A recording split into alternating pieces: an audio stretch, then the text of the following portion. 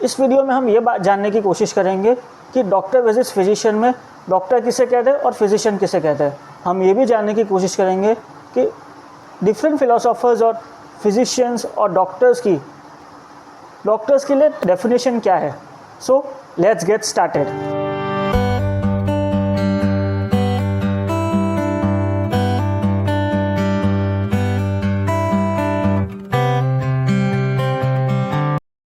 ये वीडियो मैं उन नीट स्टूडेंट्स के लिए बना रहा हूँ जो डॉक्टर्स बनना चाहते हैं, लेकिन जो इस बार नीट का स्कैम हुआ और जो सुप्रीम कोर्ट का रिज़ल्ट आया उसकी वजह से नहीं बनना चाहते हैं। मैं उन स्टूडेंट्स को ये बात कहना चाहता हूँ, MBBS हासिल करने से डॉक्टर नहीं बना जा सकता। अगर आपको रियली में डॉक्टर बनना है तो ऐसे कई रास्ते हैं जिससे आप डॉक्टर बन सकते हैं।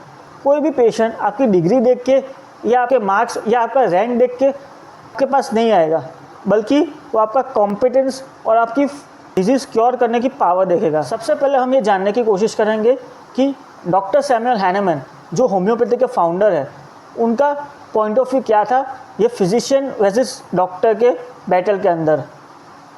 डॉक्टर सैमुअल हैनेमन का मानना था कि डॉक्टर तभी फिजिशियन कहलाता है जब वो अपने पेशेंट को मोस्ट रिलायबल, हार्मलेस और shortest treatment of cure provide करता है। यानी कि आपकी जो इफ़ेक्टिव टेक्निक, हार्मलेस टेक्निक है, शॉर्टेस्ट वे ऑफ ट्रीटमेंट है, वो आप पेशेंट को प्रोवाइड करेंगे। यानी कि आप जो मेडिसिन प्रोवाइड कर रहे हैं उसके ऊपर आपको पूरा भरोसा होना चाहिए, उसका ना कोई साइड इफ़ेक्ट होना चाहिए और पेशेंट को वो डिजीज़ से जल्द छुटकारा मिलना चाहिए। डॉक्टर सैमुअल हैनेमन ने सारे होम्योपैथ्स और फिजिशियंस जो रियल में डॉक्टर्स बनना चाहते हैं उनको ये एडवाइस भी किया था कि पेशेंट को एज अ होल कंसीडर करना है, ना कि सिर्फ उनको एक बीमार शरीर के तौर पर देखना है। अब हम ये जानने की कोशिश करेंगे कि हिप्पोक्रेट्स जो वन ऑफ द फाउंडर्स गिने जाते हैं मेडिकल साइंस के, उनका क्या मानना था इस फिजिशियन वर्सेस डॉक्टर के मामले में। हिप्पोक्रेट्स ने अपने हिप्पोक्रेटिक ओथ में ये मेंशन किया है कि फिजिशियन को अपने पेशेंट की ट्रीटमेंट के लिए सारे डाइटिक मेजर्स और सारी मेथड्स को यूज़ करना है फॉर द प्रॉपर क्योर, और ये भी ध्यान रखना है कि उससे पेशेंट की डिजीज़ एग्रावेट ना हो और पेशेंट की बॉडी में मेडिसिनल साइड इफ़ेक्ट्स भी प्रोड्यूस ना हो। हिप्पोक्रेटिक ओथ के अंदर ये मेंशन किया गया है कि फिजिशियन को ये ध्यान रखना है कि वो एक फीवर, कोराइज़ा, कफ को या कैंसरस ग्रोथ की ट्रीटमेंट नहीं कर रहा है, बल्कि एक पर्सन की ट्रीटमेंट कर रहा है जिसके अंदर इलनेस प्रेजेंट है और उस पर्सन की कुछ फाइनेंशियल स्टेबिलिटी और वायबिलिटी होती है।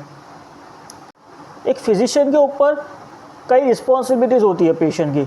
सबसे पहले तो पेशेंट को और करना, पेशेंट की फाइनेंशियल वायबिलिटी देखना और उस फाइनेंशियल स्टेबिलिटी और वायबिलिटी को देखते हुए उसको ट्रीटमेंट प्रोवाइड करना। इंडिया में कुछ ऐसे डॉक्टर्स भी हैं जो पेशेंट को बीमार शरीर के तौर पर नहीं देख रहे, एज अ होल ट्रीट नहीं कर रहे, बल्कि पेशेंट को एक ATM मशीन समझ के बैठे हैं और खुद फिजिशियन न बनकर एक फाइनेंशियल अकाउंटेंट बनकर बैठ गए जो हमेशा अपने फ़ायदे की बात सोच रहा है। अगर कोई पेशेंट माइल्ड फीवर लेके या कफ लेके कोई क्लिनिक या हॉस्पिटल में जाता है तो कई ऐसे डॉक्टर्स इंडिया में हैं जो उनको डराने की कोशिश करेंगे कि आपको बड़ी से बड़ी बीमारी हो सकती है। और इंडिया में कई ऐसे डॉक्टर्स भी हैं जो पेशेंट की डेड बॉडी को तब तक रिलीज़ नहीं करेंगे जब तक उनके हॉस्पिटल के चार्जेस उनके खुद के अकाउंट्स पैसों से नहीं भर जाते और पेशेंट की फाइनेंशियल स्टेबिलिटी वीक नहीं हो जाती। इंडिया में डॉक्टर पेशेंट रेशियो इसके लिए कम है क्योंकि यहाँ पे रियल डॉक्टर्स और जो डॉक्टर्स पेशेंट को अच्छी तरीके से क्योर कर सकते हैं उनकी कमी है। ऐसे कई लैब टेक्नीशियंस भी हैं जो अपना खुद का क्लिनिक खोल के बैठ गए हैं।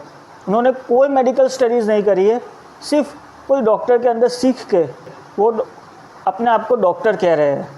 सिखाऊ डॉक्टर को मैं यही सलाह देना चाहता हूँ कि वाइट कोट और स्टेथोस्कोप पहन के कोई डॉक्टर नहीं बन जाता।